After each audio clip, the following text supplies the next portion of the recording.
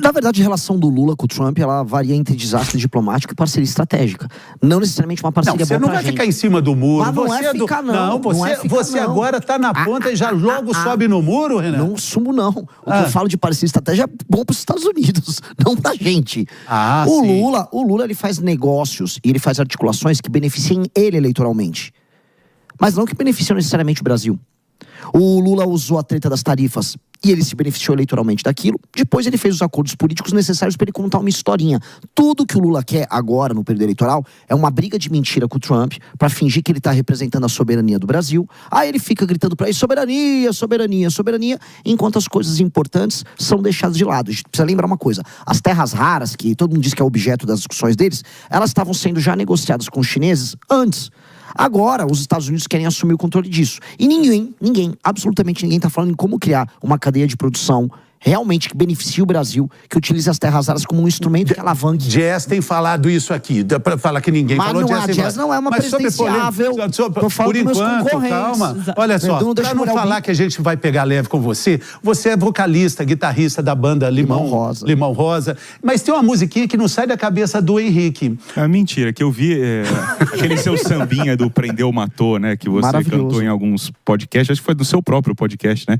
Que você cantou ele, inclusive tem uma montagem que você canta ele ininterruptamente por mais de 30 minutos. Tipo o Milei também, que é cantor, né? Também é cantor. Então tem esse flerte aí com o Milei também, essa musiquinha que fala de prendeu e matou também. Enfim, é muito amplo o espectro do partido, né? Mas você quer cantar a música?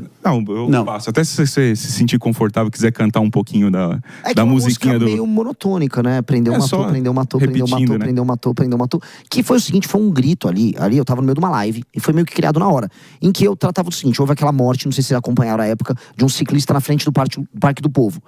O cara toma o celular dele, e aí depois tem a incrível decisão, falou, acho que eu vou matá-lo, porque sim. E dá o tiro, mata aquele sujeito, e as pessoas se perguntando o que fazer com aquele rapaz. Porque o direito penal brasileiro, por muito tempo, levava como perspectiva a ideia de que nós precisamos reabilitar. Tem uma pausa ao vídeo para pedir seu like. Não custa nada para você, mas custou absolutamente tudo para mim. De volta ao vídeo. Nesse momento, nós voltamos para a nossa rede de rádio. Estamos com o Renan Santos aqui, do partido Missão. A Ana Érica me corrigiu tanto, não pode falar o Missão, mas o partido Missão. Pode ser o partido Missão ou não a sabe Missão. O tanto que a Ana fala, não pode falar o partido. Missão é o que o PT fez durante todos esses anos de governo. Eu pensei que o Missão era sobre a posição de vocês nas eleições passadas, né? Que vocês declararam neutralidade no segundo turno. Coragem do Henrique. Não existe neutralidade nada aí. Coragem do Henrique. Omissão é você adotar o caminho mais fácil. O caminho mais fácil é puxar saco de um, puxar saco de outro. O caminho nosso foi arrumar briga com os dois maiores blocos políticos do Brasil. Isso é o oposto de ficar no muro. Isso é pagar um preço muito caro pelos seus valores. O caminho fácil é fazer como, por exemplo, nossos concorrentes diretos aqui, no primeiro turno. Vou botar o Zema ou o Caiado, que ficaram puxando o saco do Bolsonaro. Puxar o saco, você ganha. Você tem um bloco que puxa o saco, igual o Boulos puxa saco do Lula. Você não gosta de ninguém? Não é que eu não gosto de ninguém. Eu gosto de quem é corajoso e que faz trabalho sério. Mas não tem nenhum corajoso ali, os caras são candidatos. Para ser candidato tem que ter, no mínimo, um pouco de coragem, não? Tá, então eu vou falar então que qualquer um, o Padre Kelmo é corajoso. Então eu vou ficar reconhecendo os méritos de todo mundo que é candidato.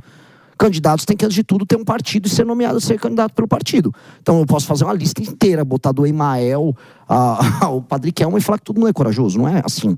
A gente tem que falar assim, são pessoas, são figuras públicas que, diante de grandes dilemas, decidiram proteger o seu, vamos dizer, seu capital político e não fazer enfrentamento a figuras poderosas dentro do seu bloco. Eu volto a colocar, uma pessoa de direita batendo uma pessoa de esquerda é fácil, você ganha seguidor.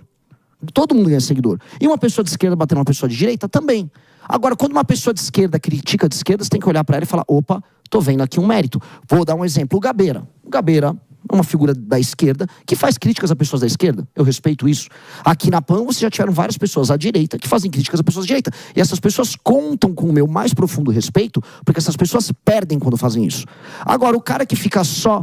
não, você é de direita, eu finge que não aconteceu nada. Você é de esquerda, que eu finge que não aconteceu nada. Mas, você não acha que tem uma crítica muito contundente às suas propostas, que elas são muito boas para engajar? O prendeu, matou é muito bom, mas para governar é muito difícil. Como é que você coloca isso em prática? Na verdade, não, porque quando eu falo nas propostas que a gente traz de endurecimento de leis penais, de direito penal do inimigo, são propostas que foram aplicadas em muitos países e funcionaram.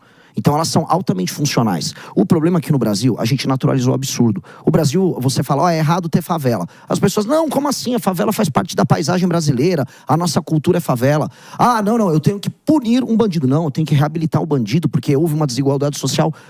Desculpa, isso é um tipo de política que na prática, que na aplicação não funciona. E aí sou absurdo ou agressivo eu falar o óbvio. O problema no Brasil é que a gente naturaliza tanto absurdo que falar o óbvio se torna um ato de contestação. Fale um óbvio aí, contestável. Um óbvio, políticos não deveriam dispor de tantos privilégios.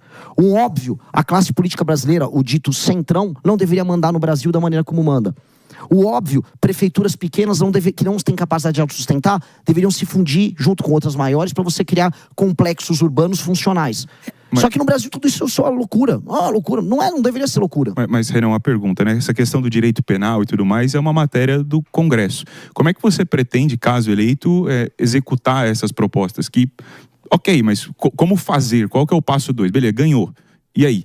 Mas, e depois? Porque existe uma questão de governabilidade. E eu acho que nessa tem uma questão que é cláusulas pétreas da Constituição. Você imagina também que é o momento de ter uma nova Constituinte? Vamos lá, são duas perguntas diferentes. Primeira coisa, o direito penal do inimigo e as alterações às leis penais não mexem com cláusula pétrea. Elas mexem, por exemplo, com matéria constitucional, o que é diferente de cláusula pétrea. São duas coisas diferentes. Óbvio, mas... E presidencial. O presidente ele tem poder de iniciativa para projetos, tanto com medidas provisórias, quanto projetos de lei, quanto PEC que ele manda. O Henrique, ele está falando de governabilidade.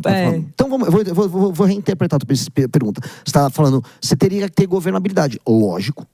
Num regime republicano democrático, você tem que construir governabilidade. O problema é que a gente vive num país doente, maluco, que a governabilidade se dá tendo que fazer acordo com bandido.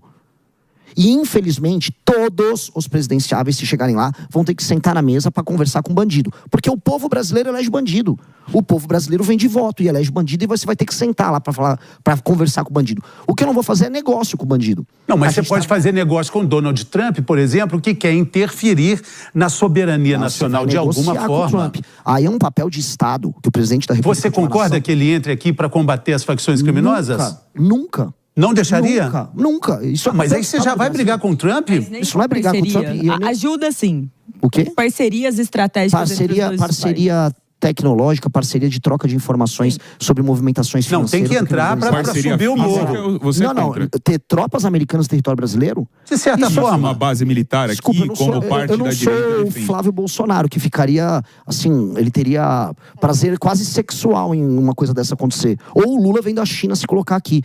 Quem tem que fazer isso são as forças policiais. Mas a China nunca falou em vir pra cá, né? Mas eu tô falando do prazer sexual do Lula com a China. Não tô falando se a China vai colocar ou não a tropa aqui. Estou falando outra coisa, deixa eu molhar o bico. O caso do Trump e o caso da direita brasileira e da esquerda brasileira são casos de um puxa-saquismo crônico. Um com a China e outro com os Estados Unidos. As forças policiais brasileiras, eu tive no BOPE, as forças policiais brasileiras dispõem de toda a capacidade de destruir o crime organizado. Assim como o COAF, a Polícia Federal, dispõe dos instrumentos de inteligência para isso. O Estado brasileiro tem que querer fazer.